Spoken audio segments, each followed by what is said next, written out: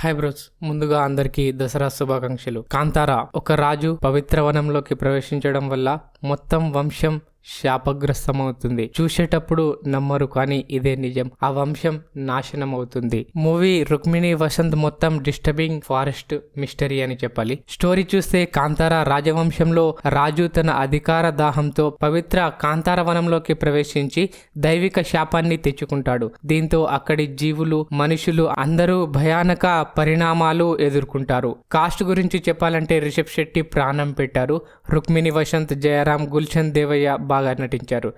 రాజవంశంలో రాజు తన అధికార దాహంతో భూమి, నీరు అంతా స్వాధీనం చేసుకోవాలి అని సెటప్ చేస్తారు. పవిత్ర వనం గురించి పరిచయం చేస్తారు. కానీ జరిగేది రాజు మరియు అతని వారసులు ఈశ్వరుడి పవిత్ర భూమి భూతోట కోసం కాంతార వనంలోకి అనధికారికంగా ప్రవేశిస్తారు. దీంతో భయానక శాపం మొదలవుతుంది. మిథలాజికల్ ట్రెడిషనల్ ఆరిజిన్స్ చూపించడానికి ఫ్లాష్ బ్యాక్లను ఉపయోగించి పాతకాలం నుంచి ప్రస్తుతానికి లింక్ చేస్తారు.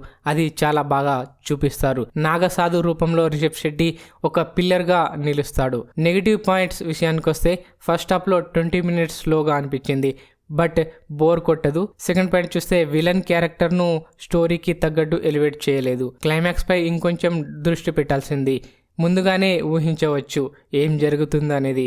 అండ్ నెక్స్ట్ పాజిటివ్ పాయింట్స్ చూస్తే రిషబ్ శెట్టి ప్రాణం పెట్టి నటించారు అండ్ డైరెక్ట్ చేశారని చెప్పాలి.